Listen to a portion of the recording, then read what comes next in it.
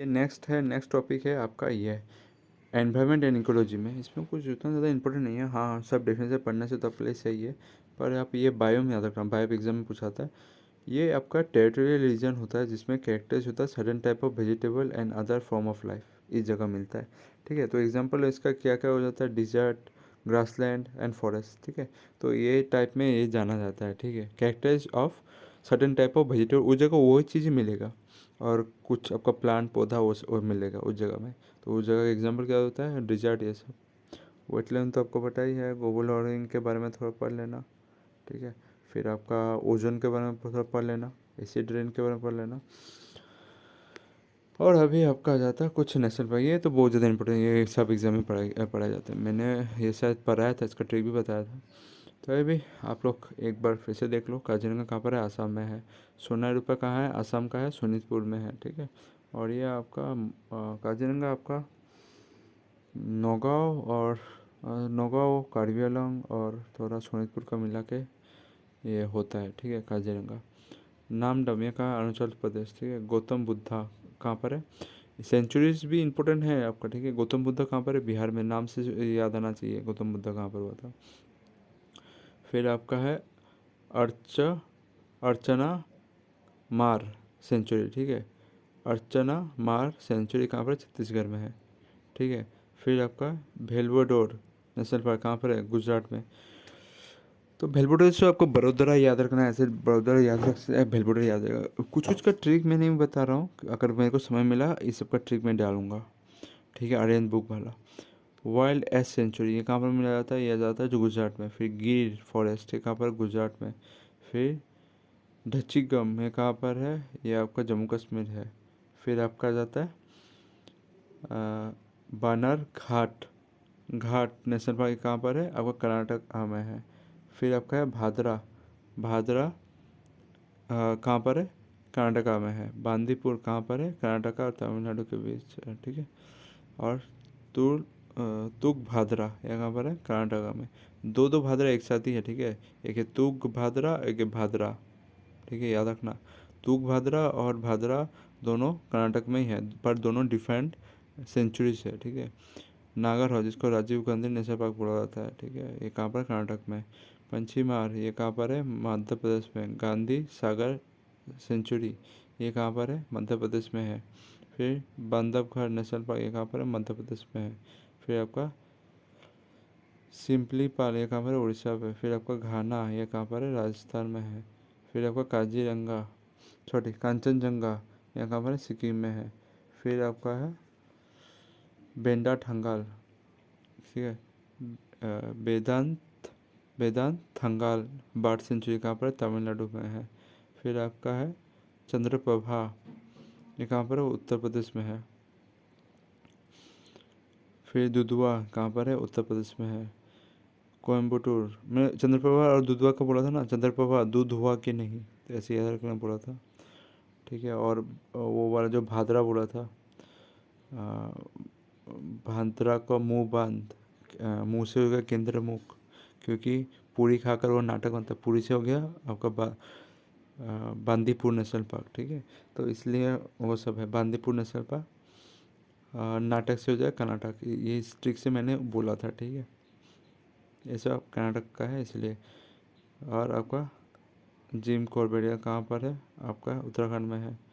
ठीक है, पीएम मोदी गया था और वो वाला मैन वर्सेस वर्ल्ड में हुआ था। फिर आपका जल्दापाड़ा सेंचुरी कहाँ पर है, ये आपका वेस्ट बंगाल में है। जल्दापाड़ा समझ में आना चाहिए, बंगाली लोग पानी को क्या बोलते हैं, जल जल जोल्टा दे ऐसे बोलते हैं। तो आपको ये सब सुंदरबन ये कहाँ पर है, वेस्ट बंगाल में। यह सब चीज़ आप लोग को सारे के सारे याद करके जाने हैं। अगर ईपीसी लेवल का ये सब जानना है तो आप लोग को ये सब एक एक एनिमल के बारे में पता चलेगा, कौन सा एनिमल किस जगह में ज़्यादा पॉपुलर है। ठीक है, एक क्वेश्चन आया था। ठीक है, तो पूछा था कि मानस जो सेंचुरी है या बायोस्फीयर रिजर्व है वो किसके लिए ज़्यादा पॉपुलर है। अभी तो सेंचुरी नहीं रहा, ये तो अभी नेशनल पार्क हो चुका है। और मानस बायो रिजर्व भी है। ठीक है, बायो रिजर्व मतलब आपका बहुत सारा स्पीसीज का घर है वो। ठीक है, उसमें से नाम बोलूँगा, पर आप लोगों को जानना है ये किसके लिए ज़्यादा पॉपुलर है। आपका टाइगर के लिए ज़्यादा पॉपुलर है मानस मानस बायोस्फीयर और मानस नेशनल पार्क, ठीक है, टाइगर के लिए रिजर्व है। और साथ साथ में पूछा था कि बायोस्फीयर में आपका कौन सा चीज़ के लिए ज़्यादा पॉपुलर है, बायो रिजर्व में या बायो नेशनल पार्क में, मानस किसके लिए ज़्यादा पॉपुलर है? एक तो टाइगर एंड टाइगर कंजर्वेशन के लिए पॉपुलर है, जिसमें प्रोजेक्ट टाइगर आ जाता है। प्रोजेक्ट टाइगर कब होता है, आपको डेट याद है तो बोलिए कमेंट सेक्शन में, मैं बताऊंगा वीडियो के एंड में, ठीक है। और मानस जो है ये also famous for wild water buffalo के लिए, बहुत इंपॉर्टेंट, बहुत को एग्जाम में पूछा गया है, ठीक है। पूछा गया कि मानस जो वाइल्ड लाइफ सेंचुरी है ये किसके लिए ज़्यादा पॉपुलर है।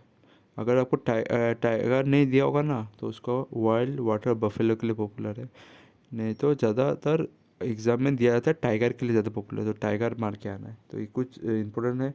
यूनेस्को को साइट का कब डिक्लेयर दिया गया इन लोग को, कब मिला स्टेटस, ये को 1985 में मिला बाय यूनेस्को हेरिटेज साइट का, ठीक है। और टाइगर प्रोजेक्ट और वाइल्ड वाइल्ड एनवायरमेंटल एक्ट ये कब हुआ था बोलिए।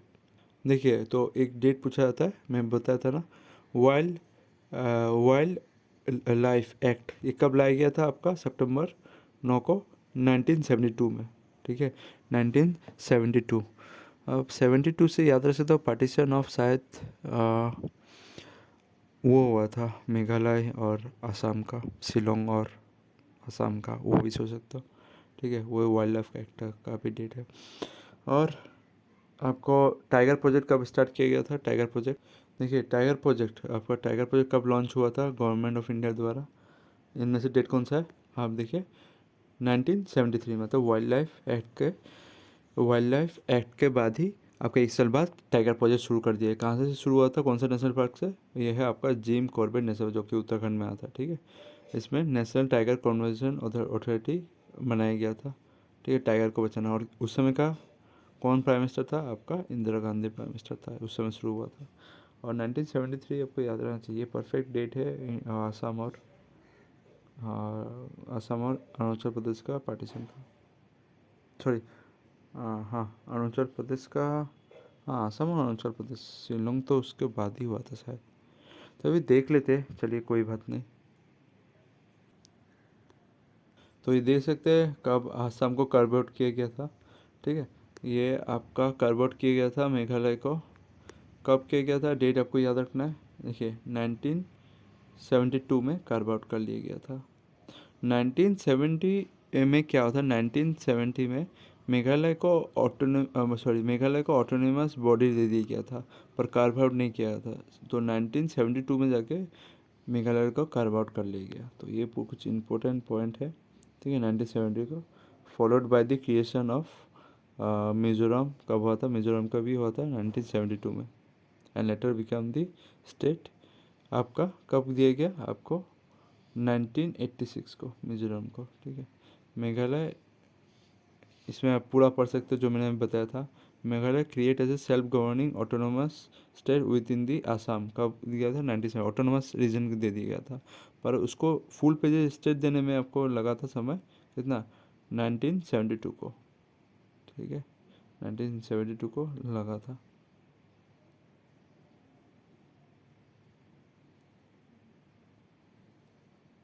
तो अभी कुछ कुछ बायोस्फीयर रिजर्व के मानस के बारे में तो हम लोग ने पढ़ लिया है, ठीक है। इसका एरिया सबसे बड़ा है आसाम में नेशनल पार्क में। फिर डिब्लू से क्या, ये सब आसाम में है, ठीक है, डिब्रूगढ़ की तरफ। फिर ग्रेट निकोबार ये कहाँ पर है आपका, अंडमान और निकोबार आइलैंड में है। ढिंग और दिबांग ये कहाँ पर है आपका, अरुणाचल प्रदेश। ढिंग और दिबांग रिवर आपका वो अरुणाचल प्रदेश में ब्रह्मपुत्र रिवर को बुलाया जाता है, ठीक है। ग्रेट रनवर, ये बाकी सब उतना इम्पोर्टेंट तो है।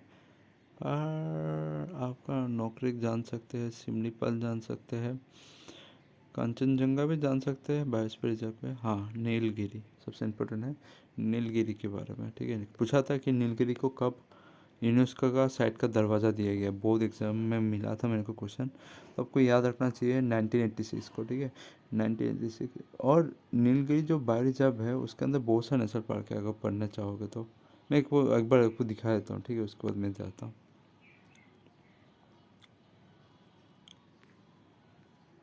ये वाला कि आपका जो ये है आपका ये नीलगिरी जो है, नीलगिरी बायोस्फीयर रिजर्व है, ठीक है। बायोस्फीयर रिजर्व में कौन सा पार्क नहीं आता, कौन सा पार्क नहीं आता और कौन सा आता है, आपको पता होना चाहिए।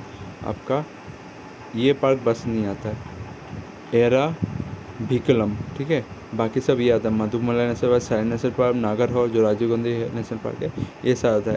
एरा भिकलम सिर्फ नहीं आता है। तो आपको ये चीज़ जानना है कि नीलगिरी बायोस्फीयर रिजर्व को यूनेस्को साइट का कब डिक्लेयर किया गया, आपको 2012 पर। उसका नेशनल पार्क को आपका नीलगिरी नेशनल पार्क आपको कब वो पहाड़ को कब डिक्लेयर किया गया था, वर्ल्ड हेरिटेज साइट उसको डिक्लेयर किया गया था आपका 1986 में, ठीक है।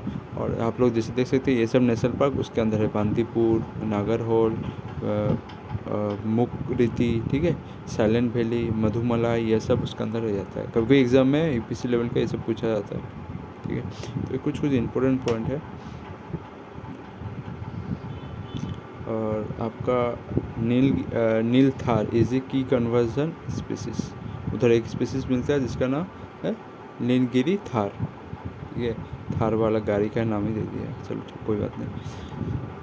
उसके वो ये वाला स्पीसीज के लिए वो वाला कन्वर्जन ज़्यादा किया जाता है इस बायोस्फीयर रिजर्व में, ठीक है। तो कोई बात नहीं। और ये कवर कहाँ तक करता है, कर्नाटक, केरला, तमिलनाडु को भी कवर करता है, ठीक है। तो आपको जानना है ये सब। और ये एक टॉपिकल एवरग्रीन फॉरेस्ट में आता है, ठीक है। बहुत घना वैसा फ्लोरा और फन्ना के लिए वेराइटीज मिलता है इधर, ठीक है। तो ये चीज़ आप लोग को जान के जाना है। तो यहाँ से आप लोग को जो था मैंने बोला था ये सब सीखना नहीं है, आपको सारे सीखने हैं, ठीक है, सारे न्यूज़ को सर हम लोग देख लेते हैं एक बार आपका क्या क्या है। सच चला हिल, सच चलम हिल, ठीक है। सच चलम हिल ये कहाँ पर है, आंध्र प्रदेश में। अगर मेरे को समझ में लगेगा तो ये सारा यूनेस्को साइट का सारा मैं ट्रिक बनाऊंगा, और मेरे पास जो कलेक्शन है मैं उससे भी आप लोग को पढ़ाना चाहूँगा। ये कहाँ पर, आंध्र प्रदेश में, कहाँ पर, ईस्टर्न घाट में है सचला हिल।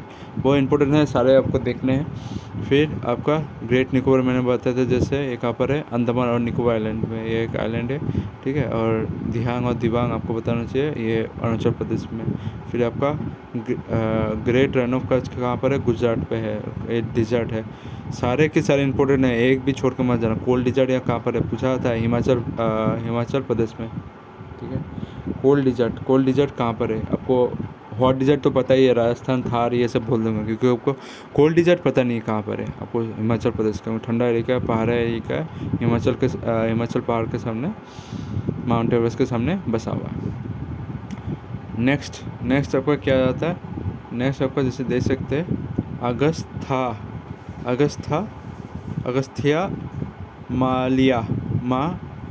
मालाई, ठीक है। अगस्था मालाई यूनेस्को साइट है, कहाँ पर है, केरला और तमिलनाडु के बीच वेस्टर्न घाट में आ जाता है। बहुत इंपॉर्टेंट है। पंचीमार जो मध्य प्रदेश में है, एक नेशनल पार्क भी है, आपको याद रखना है। फिर आपका आता है ये अछना कमर और अमरकंटक यूनेस्को साइट, कमर मध्य प्रदेश और छत्तीसगढ़।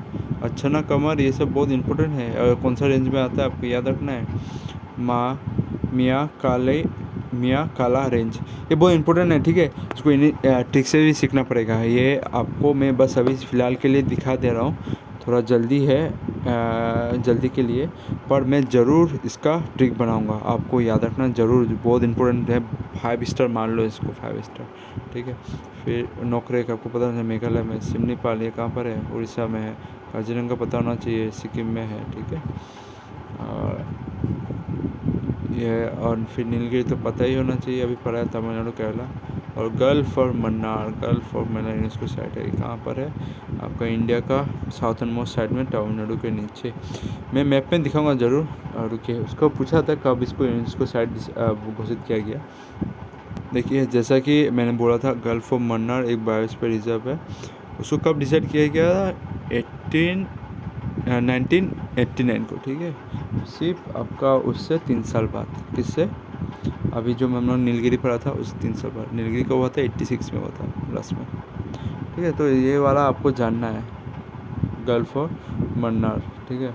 और क्या लिखा हुआ है, is surrounded by soil and coastal, declared as a marine national park in 1856 by Tamil Nadu, marine national park.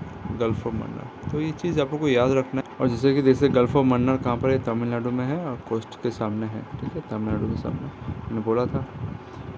और फिर नंदा देवी ये भी पूछा था, इसका डेट कौन सा है यूनेस्को साइट घोषित करने का, और कहाँ पर है, उत्तराखंड में है, कहाँ पर, वेस्ट हिमालयस में है, ठीक है।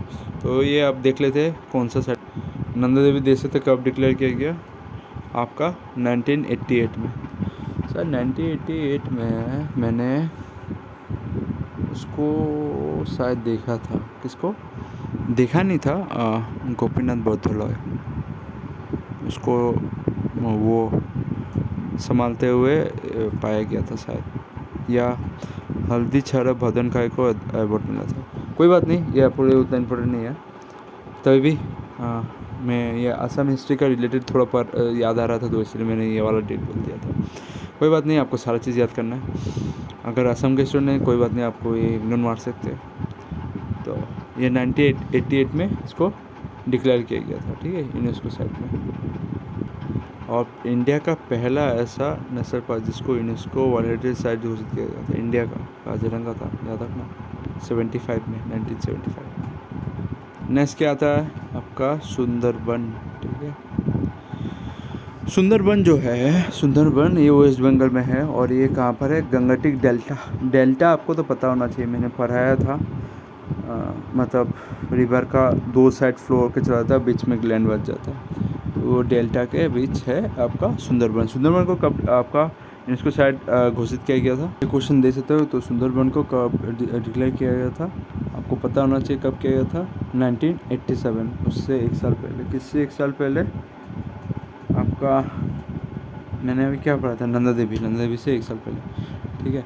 तो ये आपको ये सब फॉरेस्ट के लिए जाना जाता है, कौन सा फॉरेस्ट के लिए, मैंग्रोव फॉरेस्ट, बहुत इंपॉर्टेंट है, कभी पूछा जाता है कि सुंदरबन किसके लिए जाना जाता है, मैंग्रोव वाटर फॉरेस्ट के लिए जाना जाता है, ठीक है। और ये delta of Ganga, Brahmaputra and मेघना रिवर और बे ऑफ बंगाल में मिलता है, ठीक है। मतलब ये तीनों रिवर मिलके वो वाला डेल्टा फॉर्म करता है, लाइस ऑन द डेल्टा ऑफ, याद रखना पूछा जाता है कौन कौन रिवर मिलके ये डेल्टा फॉर्म करता है। तो गंगा, ब्रह्मपुत्र और मेघना रिवर बांग्लादेश का रिवर है, आपको याद रखना है। मेघना रिवर का और एक नाम इंडिया में क्या बोला जाता है, और कौन सा रिवर मिलके मेघना रिवर बनता है, आप ये कमेंट सेक्शन में बताइएगा, मैं नहीं बताने वाला, आप ये सोच के मेरे को बताइएगा ये वाला। और list of world heritage site, ठीक है, list of world heritage site कौन सा, सुंदरबन, ये सब तो मैंने पढ़ाया था। कोस्ट ऑफ बे बंगाल, फिर दार्जिलिंग का हिमालयन रेल जो इसको टॉय ट्रेन बोलते हैं, वो दार्जिलिंग में है स्थित। फिर आपका अजंता केव कहाँ पर है, महाराष्ट्र में। एल्लोर केव कहाँ पर है, महाराष्ट्र में है। ये कौन सा भगवान के लिए बनाया गया है, ये भी आपको याद रखना है, ठीक है, सारा केव। फिर अजंता फोर्ट कहाँ पर है, अजंता फोर्ट आपका अजंता केव कहाँ पर है, महाराष्ट्र में। आगरा फोर्ट कहाँ पर है, उत्तर प्रदेश में। ताजमहल कहाँ पर है, आप उत्तर प्रदेश में, आगरा में। सान टेम्पल कहाँ पर है, पुणे में। काजीरंगा कहाँ पर है, असम में। मानस कहाँ पर है, आपका असम में। फतेहपुर सीकरी कहाँ पर है, ये आपका उत्तर प्रदेश, ठीक है, ये कुछ याद रखना। तो नेक्स्ट क्या आता है, नेक्स्ट आपका आ जाता है पनाना, ये बायोस्फीयर रिजर्व, ये कहाँ है, यूनेस्को साइट, ये आपका कहाँ है, मध्य प्रदेश में। ये सेमी एराइड रीजन है। एराइड मैंने बोला था जिसमें बारिश कम होता है और सॉल्टीनेस ज़्यादा होता है उस मिट्टी पे, पढ़ाया था मैंने, देखना। ये बहुत इम्पोर्टेंट जगह है, ठीक है, पनाना, ये आपका मध्य प्रदेश में, आपको याद रखना है, ये आपका याद रखना ना। मैंने इसका ट्रिक शायद नहीं बोला था उस समय, याद रखना पनाना। तो इसे और क्या रहा है, नाना कहाँ पर गया था, मध्य प्रदेश, ठीक है, मध्य प्रदेश पे गया था, ठीक है, पनाना। या आपको ऐसे आता था कुछ बनाना, तो बनाने के लिए हम लोग को क्या करना पड़ेगा, सब चीज़ मध्य में डालना पड़ेगा, खाने के मिडिल में। मतलब आपका सब्जी वब्जी होता है ना, ट्रिक के लिए बोल रहा हूँ, लॉजिक नहीं बैठ रहा है, पर आपको ऐसे याद करना है, ठीक है। और इसको बायोस्फीयर रिजर्व, और 2019 में इसको टाइगर रिजर्व एक घोषित किया गया था। पूछा गया था कौन सा रिसेंटली टाइगर रिजर्व घोषित वाला ये नेशनल पार्क है, तो आपको बनाना था 2019 में, ठीक है। Population increase of big cat to the 50 to 50 from zero estimated in decade ago. Zero से मतलब 50 हो गया था, ठीक है। बहुत इंपॉर्टेंट टूरिस्ट स्पॉट है मध्य प्रदेश का, इसको याद रखना है। और इंडिया का पहला बायोस्फीयर रिजर्व याद रखना कौन सा है, वो है नीलगिरी। बहुत इंपॉर्टेंट है, इसलिए मैं उससे डेट से पढ़ाना शुरू किया था, ठीक है। ये सब चीज़ आप लोग को याद होना चाहिए। और बनाना किसके लिए ज़्यादा इंपॉर्टेंट है, कभी पूछा जाता है, वो प्रोटेक्टिंग द बंगाल टाइगर, ठीक है। ज़्यादातर है पैंथेरा टाइग्रिसिस, ये आपका साइंटिफिक नेम है, ठीक है, टाइगर का पैंथेरा टाइग्रिसिस। अगर साइंस में बोलते हैं ना, साइंटिफिक नाम बोलना है, तो टाइगर का होता है पैंथेरा टाइग्रिसिस, उस स्पीसीज को बचाने के लिए। और इंडिया का सबसे बड़ा लार्जेस्ट बायोस्फीयर रिजर्व कौन सा है, वो आपको पता होना चाहिए। गल्फ ऑफ कच्छ बायोस्फीयर, जो गुजरात में है, ठीक है। और टिब्लिस हो गया is the smallest biosphere reserve in the India, ठीक है। तो ये चीज़ आपको याद रख के जाना है। तो अभी आ जाता है environment related to the important international agreement conference. कौन सा एग्रीमेंट हुआ था वो सब जानना ज़रूरी है। ये आपका इधर से इम्पोर्टेंट है, ये कुछ ये वाला इम्पोर्टेंट है। United nation convention on human environment, एक कहाँ पर हुआ था, स्टॉकहोम कहाँ पर है बोलिए, ये स्वीडन में है, ठीक है, स्टॉकहोम। और स्टॉकहोम से आपका याद आ रहा है, तो आपके लिए लाया हूँ ये देखिए। स्टॉकहोम में साइंस के रिलेटेड प्राइज़ दिया जाता है, फिजिक्स, केमिस्ट्री, फिजियोलॉजी, जो इंसानों को बिहेवियर है सब, ठीक है। फिर आपका आता है मेडिसिन और लिटरेचर के रिलेटेड, ये स्वीडन में दिया जाता है। बस नोबेल पीस प्राइज़ कहाँ पर दिया जाता है, वो ओस्लो नॉर्वे में। बस ये डिफाइन रखना, पीस प्राइज़ जो होता है ना नोबेल का, वो दिया जाता है सिर्फ ओस्लो नॉर्वे में। बाकी सब वो सब लिटरेचर से लेकर, साइंस का लेकर, मेडिसिन से लेकर स्वीडन में दिया जाता है, स्टॉकहोम में। तो ये कुछ इंपॉर्टेंट है, आपको बस याद रखना, पीस प्राइज़ कहाँ पर दिया जाता है, नॉर्वे में, ठीक है। और साथ साथ इसका डेट देखे तो कौन सा है, 1972 असम और मेघालय का पार्टीशन का date. Convention of migratory species, जो माइग्रेटरी स्पीसीज जाता है ना एक कंट्री से और कंट्री तक, तो उसके लिए ये वाला है, ठीक है। इसमें क्या है, ये कहाँ पर हुआ था आपका, बॉन 1979 में। बॉन ये कौन सा कंट्री में बोलिए, बॉन है आपका ये जर्मनी में है। और मैंने थोड़ा पहले मेघना रिवर का नाम बताने बोला था, कौन सा रिवर मिल के मेघना रिवर होता है, आपने सोचा उसका कैसे आंसर, जैसे कि देख सकते हैं ना, मेघना रिवर ये वाला है लास्ट का एंडिंग। तो कौन सा रिवर मिल के आ रहा है, ब्रह्मपुत्र रिवर, जिसको जमुना बांग्लादेश में बुलाया जाता है, और गंगा जिसको पद्मा बुलाया जाता है। और पद्मा और जमुना जो मिल के ये मेघना रिवर फॉर्म करता है, ये चीज़ आपको याद होना चाहिए। समझ में आया, मेघना रिवर इस दोनों को मिलके कॉम्बिनेशन ऑफ ब्रह्मपुत्र और गंगा रिवर का कॉम्बिनेशन मिलके फॉर्म होता है। फिर आपका नेक्स्ट आ जाता है आपका, ये कब हुआ था, 1979 में। फिर convention of protection of ozone layer, बहुत इंपॉर्टेंट है, कहाँ पर हुआ था, वियना ऑस्ट्रेलिया में, ठीक है, 1985, बहुत इंपॉर्टेंट है, ये ओजोन लेयर के बारे में आ रहा है ना इसलिए, ठीक है। Protocol of substance that deplete ozone layer, जो सब्सटेंस के कारण डिप्लीट हो रहा है ओजोन लेयर, उसका कॉन्फ्रेंस कहाँ होता है, मॉन्ट्रियल, ये कनाडा में है, ठीक है।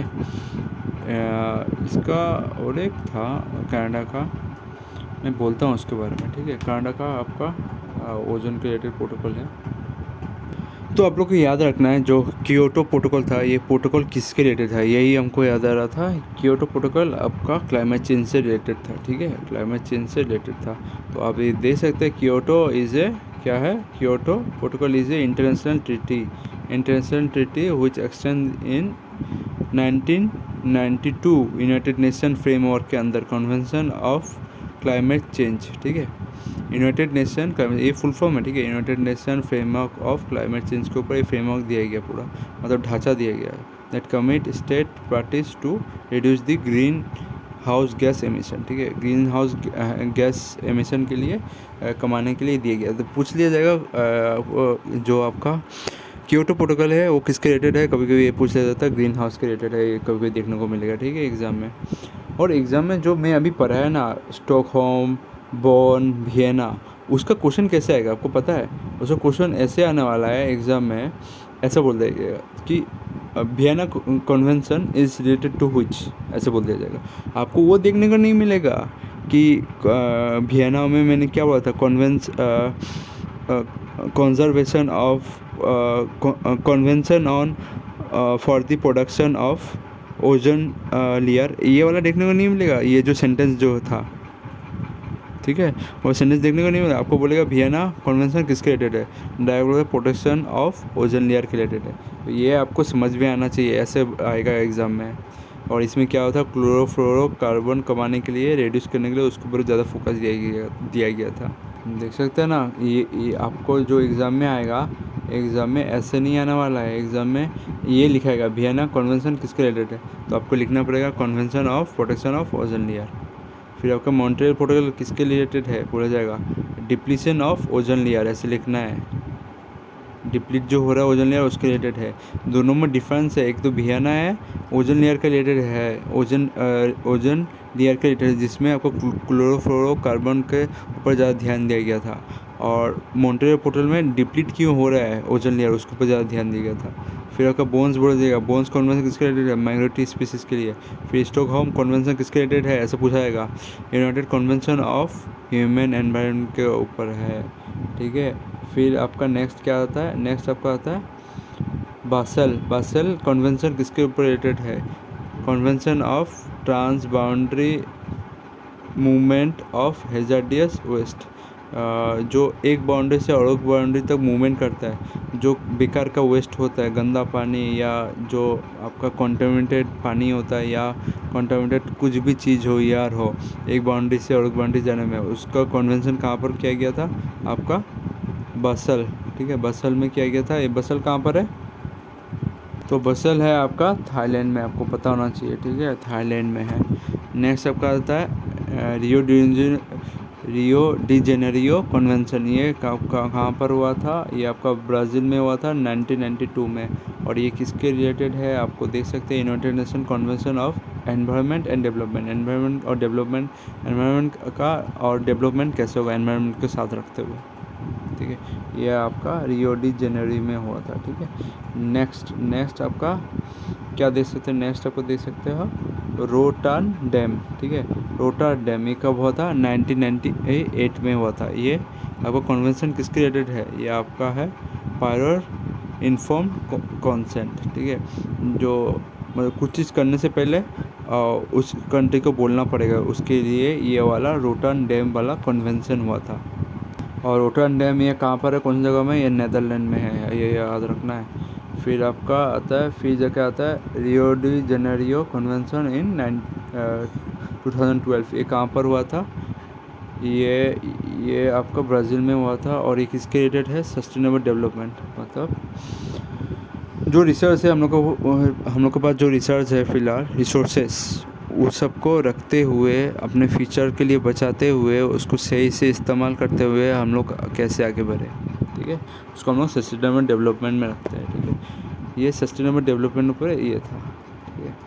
और आपको कॉप्स तो लेना चाहिए, United nation of climate change conference, ठीक है, कॉप्स का यही मतलब है, United nation of climate change conference. ये पहली बार शायद 2000 बायोलॉजिकल डाइवर्सिटी के लिए तो पहली बार ये हैदराबाद में हुआ था, और उसके बाद क्लाइमेट चेंज के लिए शायद ये आपका लीमा में हुआ था, ठीक है, लीमा में हुआ था। फिर इसके बाद पेरिस 21, कॉप 21, और रिसेंटली कॉप 26, ये कहाँ पर हुआ था, आपका ग्लासगो, याद रखना ग्लासगो में हुआ था। ये कहाँ पर है, यूके में है, ठीक है। और लीमा कहाँ पर है, लीमा है आपका साइप्रस में, ठीक है, साइप्रस।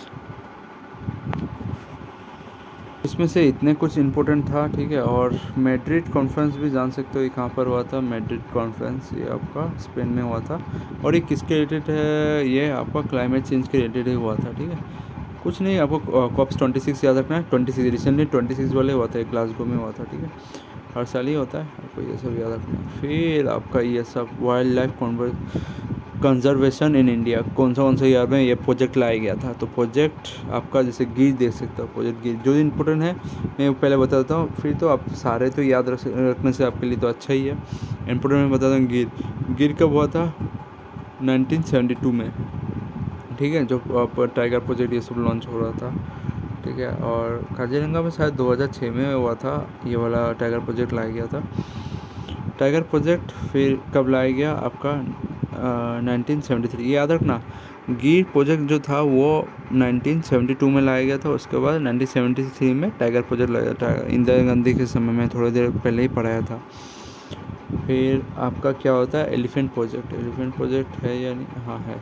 ये कब आया था, ये 1992 में आया था। ये डेट कुछ इम्पोर्टेंट है आपको, ये 72 अगर याद रखना है, आसाम और मेघालय का पार्टीशन के समय, वो सब यहाँ से 72, और प्रोजेक्ट टावर कब आया 73, एक इम्पोर्टेंट है। गिर प्रोजेक्ट कब आया 72, टाइगर प्रोजेक्ट कब आया 73, एलिफेंट कब आया प्रोजेक्ट, ये आपका 1992 में, ठीक है। और बाकी सब अगर याद रख सकते तो अच्छी बात है आप लोग के लिए, ठीक है। और ये एंडेंजर स्पीसीज ऑफ इंडिया, वो तो इतना इम्पोर्टेंट नहीं है, पर तभी भी आप लोग पढ़ सकते तो पढ़ लीजिएगा। बर्ड में कौन सा एंडेंजर है, वेलचर तो एंडेंजर में गिना जाता है।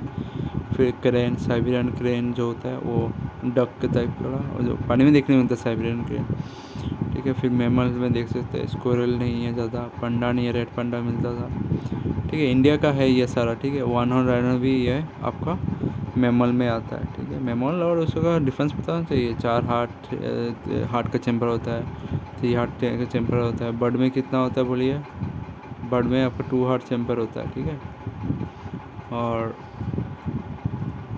देखिए आपको ये चैम्बर ऑफ हार्ट के बारे में मैं बोल रहा हूँ, ठीक है। पहले तो फिश में कितना है 2, और बर्ड में कितना था 4 था, सॉरी मैंने गलती से उसमें 2 बोल दिया था।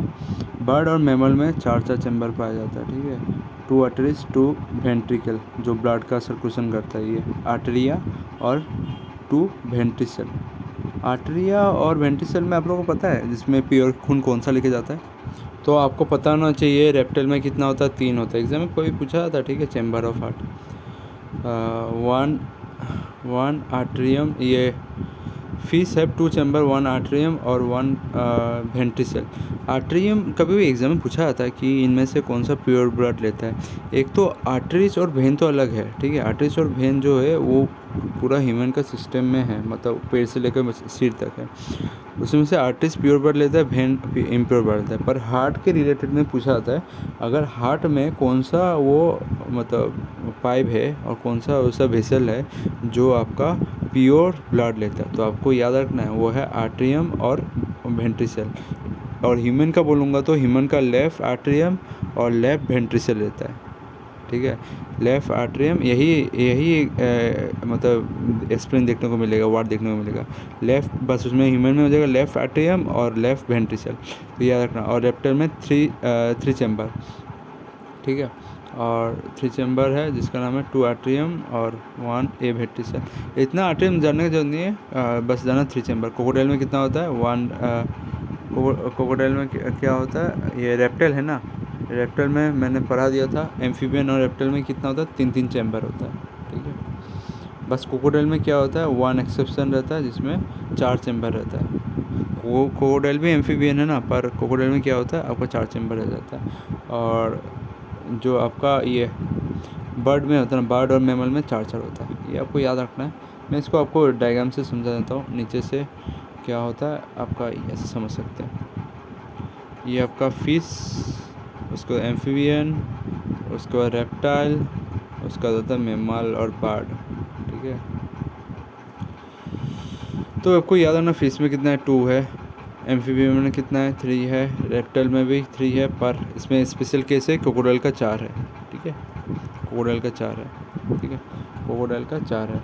और आपका बर्ड और मैमल में कितना है, बर्ड और मैमल में 4 है, ठीक है।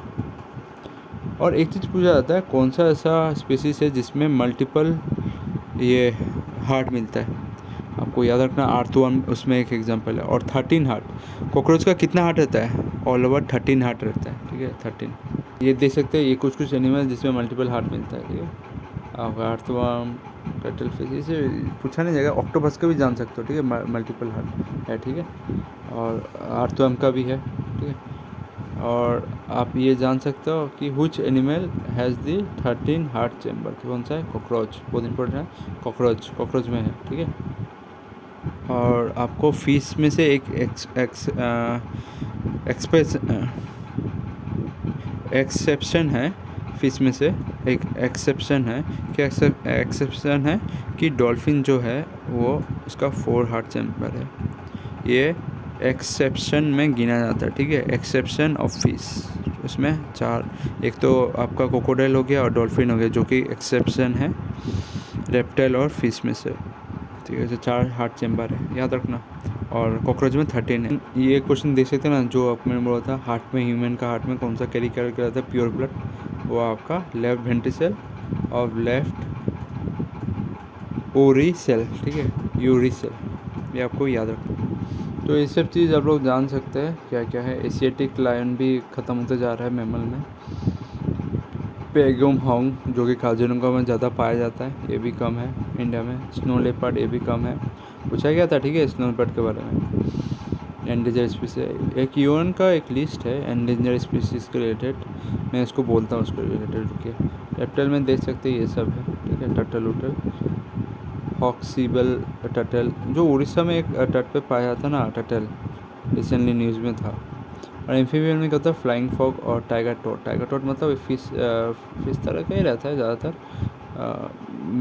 ज़मीन में भी रहता है और अंदर में रहता है, टाइगर तरह का देखने को मिलता है। देख सकते हैं ये वाला टर्टल सबसे जो अभी ऊपर आ रहा था हमें, हॉक्सीबिल, ये उड़ीसा का तट में मिलता है, ठीक है, उड़ीसा का कोस्ट में मिलता है, इसलिए इसको एंडेंजर स्पीसीज में रखा गया, बहुत कम हो गया। आदमी लोग इसको चोरी चोरी करके ब्लैक मार्केटिंग इसमें बेच देते हैं, ठीक है। कुछ दवाई ववाई बनाने के लिए लोग ज़्यादा काम में आता है, इसलिए ज़्यादातर इसको चोरी करके बनाया जाता है। तो ये सब है, तो आपको याद रखना। और ओलिवी ये भी एक टर्टल का स्पीसीज है, ठीक है, ओलिवी और हॉक्सबिल आपको याद रख के जाना है। पहले ये यूनाइटेड नेशन का देख लेते हैं, ये कंजर्वेशन के रिलेटेड है। इसका फुल फॉर्म क्या है, आईयूसीएन का है international union of conservation of natural and natural resources, ये फुल फॉर्म है। आई का फुल फॉर्म है इंटरनेशनल, यू का फॉर्म है यूनियन, और सी का फॉर्म है conservation of natural and natural resources, उसका नाम है एन से फुल फॉर्म, ठीक है, याद रहेगा ना, international union of conservation of natural और नेचुरल का रिसोर्स, ठीक है। तो ये कहाँ पर हुआ था, ये इन अक्टूबर 1948 को हुआ था फ्रांस में, ठीक है। तो ये आप देख सकते हैं, इस कन्वेंशन में नेचर और नेचुरल रिसोर्स को बढ़ाने के लिए हुआ था। हेडक्वार्टर कहाँ पर है, IUCN compose of governmental and civil society organisation, ठीक है, इसके अंदर हेडक्वार्टर कहाँ पर है, ग्लैंड स्विट्जरलैंड में, ठीक है, ग्लैंड स्विट्जरलैंड। ये हर साल अपना लिस्ट तैयार करता है जिसमें एंडेंजर स्पीसीज के बारे में छोड़ता है, ठीक है। और IUCN also play fundamental role in the creation of key international convention, ठीक है, इंक्लूडिंग रामसर वेटलैंड के बारे में भी ये लोग छोड़ता है, ठीक है, रामसर वेटलैंड के बारे में। तो रामसर वेटलैंड बहुत इंपॉर्टेंट चीज़ है, वहाँ पर जहाँ पर ये रामसर साइट होता है ना, ये रामसर तो पहले तो ईरान में कन्वेंशन हुआ था, कब हुआ था, 1971, पूछा था ये डेट बहुत बार, ठीक है, ये आपका एग्ज़ाम में बहुत बार आया, ठीक है, रामसर कन्वेंशन। और एक चीज़ मैं बोल दूँ, रामसर जो कन्वेंशन है वो ईरान में हुआ था, और आईयूसीएन उसके रिलेटेड भी मतलब उसके अंदर भी हाथ है आईयूसीएन का बनाने के लिए, वर्ल्ड हेरिटेज साइट, ये सब, ठीक है, fundamental role in the creation of international, ये सब बनाने के लिए वो लोग का ही हाथ है, ठीक है, इंटरनेशनल बायोडाइवर्सिटी आईयूसीएन। और मैंने तो उसका हेडक्वार्टर पढ़ा दिया ना, ग्लैंड आपका कहाँ पर है, स्विट्ज़रलैंड में है, ठीक है, स्विट्ज़रलैंड का ग्लैंड में है। तो इसको जान सकते हो, आपको पढ़ना तो पढ़िएगा, ये सब अपेंडिक्स, ये सब, ठीक है, एक्स्ट्रा चीज़। तो ये मैं एक चीज़ बोल देता हूँ, ये आपको अभी काम में आना, और इम्पोर्टेंट पॉइंट, CITES क्या होता है, convention of international trade in endanger species of wild flora and fauna, ठीक है। इसमें क्या हुआ था, इंटरनेशनल एग्रीमेंट हुआ था adopt in 1973 to regulate the wild life commercial trade of wild element and plant special, मतलब ये एग्रीमेंट किया गया वाइल्ड लाइफ जो ट्रेड होगा वाइल्ड लाइफ एनिमल का और प्लांट का स्पीसीज के लिए, to ensure that the international trade does not threaten the survival of any species. मतलब इसमें डिसाइड किया गया जो तुम लोग ट्रेड करते हो एनिमल प्लांट का वो सब का एक दूसरे से और देश, तो वो तुम लोग एक प्लांट का जो स्पीसीज है उसको ख़त्म नहीं किए बिना ये ट्रेड करना, तुमने ख़त्म कर दिया मार मार के, तो बचा ही नहीं तुम्हारे देश में। तुम लोग वो जगह का एक फ्लोरा फन्ना और बायोडाइवर्सिटी डिस्टर्ब होता ना, तो यही कन्वेंशन वही बनाता है, ठीक है। International convention of trade and endanger species of wild life flora fauna के बारे में, ठीक है। तो ये चीज़ आपको जानना ज़रूरी था। इसके अपेंडिक्स में लिखा हुआ है रिस्क ऑफ एक्सटिंक्शन, ये सब के बारे में लिखा हुआ है। तो ईपीसी में एक क्वेश्चन आया था, अभी मैं दिखाता हूँ, ठीक है। ईपीसी में एक क्वेश्चन आया था, ये क्वेश्चन देख सकते हैं ना, with the reference of the international union of conservation of natural and nature, मतलब IUCN, जो रेड लिस्ट होता है IUCN का, रेड लिस्ट ग्रीन लिस्ट वो सब छोड़ता है, रेड ब्लू ग्रीन यून करके छोड़ता है, ठीक है। तो आपको पता होना चाहिए, इसमें ये पॉइंट दिया हुआ है। क्या वो दिया था, IUCN is a organ of United nation. जो ये क्या ऑर्गेन है? नहीं, इसका ऑर्गेन नहीं है यूनाइटेड नेशन का, ये बस उसका एक पार्ट है। ऑर्गेन, प्रिंसिपल ऑर्गेन तो मैंने पढ़ाया था ना यूनाइटेड नेशन का, नहीं पढ़ाया तो मैं फिर से अभी कोई बता दूंगा। एंड सिटी साइज मैंने बोला था, सिटी साइज का भी full form is an international agreement between the governmental. ये है या नहीं? नहीं, ये भी नहीं है, सही आंसर नहीं है। इंटरनेशनल का तो ऑर्गन नहीं है, पहली बात है। IUCN run the 1000 field project around the world to better manage the natural environment, ठीक है। ये प्रोजेक्ट चलाता है, हाँ ये लोग चलाता है project. CITES is a legal binding on the state that have to join it, but the convention does not take place in national law. National law के खिलाफ नहीं जाता है, पर वो बाइंड करता है कि आप लोग ये वाला रूल फॉलो कीजिए। हाँ, ये भी सही है। तो क्वेश्चन 2 और 3 सही है, ठीक है, ऑप्शन 2 और 3। तो यही होता है, आपको जानना है। IUCN का एक IUCN मेंटेन करता है एक रेड लिस्ट स्पीसीज जो थ्रेटन होता है, ठीक है, हर बार छोड़ता है, ठीक है, हर साल। कुछ है आपको जानना है सही से।